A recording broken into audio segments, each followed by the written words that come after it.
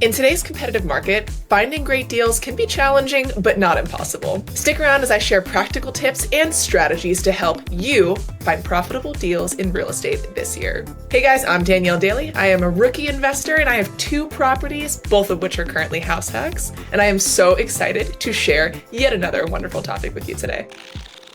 All right, guys, before we get into some options for finding deals, one of the best resources, in my humble opinion, to find deals is on our BiggerPockets Deal Finder. You can check that out at biggerpockets.com/findadeal. Again, that is biggerpockets.com/findadeal. All right, so now we're going to get into the other tactics and options for you to find a great deal. First and foremost, one of the top ways to find a deal is an off-market property.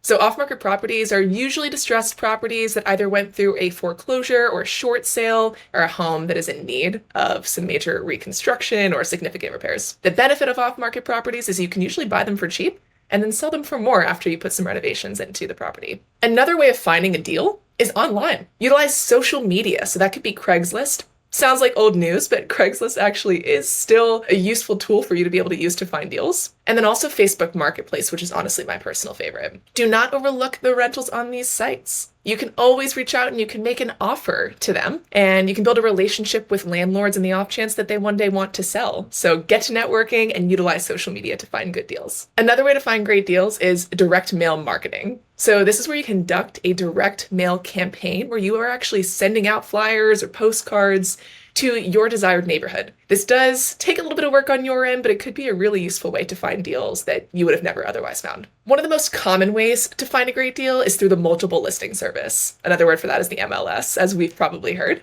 So this is where you make offers to deals that are currently active and on the market. So a lot of contingencies come along with this, and you obviously have the chance to negotiate or potentially get seller credits. And a lot of the times, this is where you're working with an agent, and that agent is sending you these properties. One more thing I wanted to mention on that is that Zillow actually lists properties and allows people to advertise them 30 days in advance. So technically, it's an off-market property 30 days before it actually launches.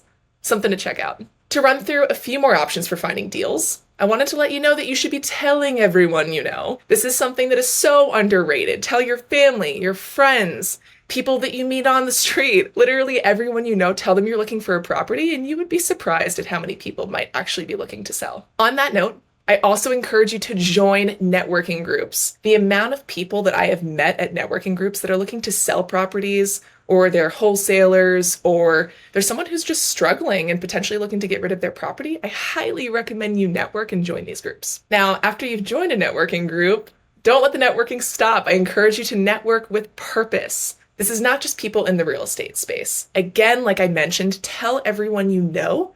And what I wanted to mention there is a quick example of a friend that I know who is an agent, and he was working with one of his clients who actually wanted to sell his property, but potentially do seller financing. Seller financing is basically where you just sell directly to another buyer versus going through an agent or going through the MLS or anything like that.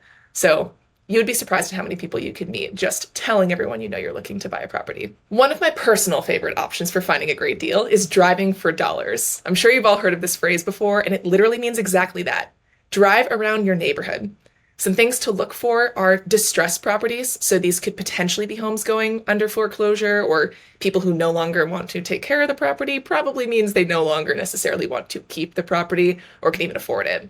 Another thing I'd look for are signs that are actually for sale by owner. So that does pop up quite often, and these are people who don't want to deal with the middleman or any sort of real estate agent, and they can actually sell you the property, potentially using seller financing, which we'll have to cover in a different video, but seller financing could be a great option with this. Another wonderful option for finding a great deal is to contact a local wholesaler.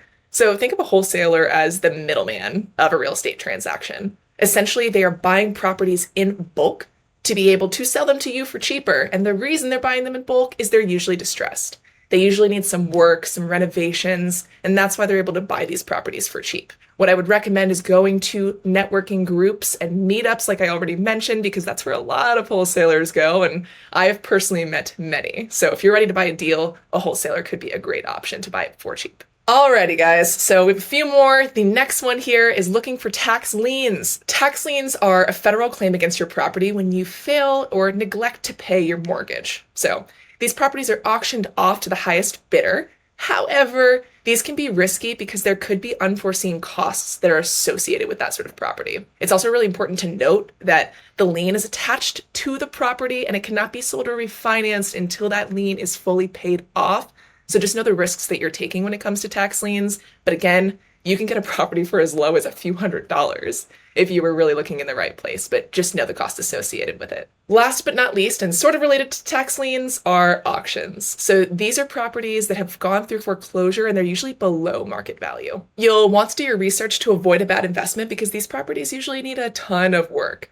And again, foreclosure just means that someone was not able to pay their loans, so the property is usually in bad shape. At that point, you're taking a risk, but the reward could be really worth it if you can get a property for a very cheap price. Alrighty, friends, those are just some of the options for finding a great deal in today's market. If you're ready to dive deeper into any of these steps or to get your first rental property, then remember to like and subscribe to BiggerPockets for all of the investing knowledge, insights, and more videos just like this. Also, you can go to biggerpockets.com/findamarket to learn about a market near you. Again, thank you so much for watching this video. Super excited to bring you more content just like this, and I will see you next time.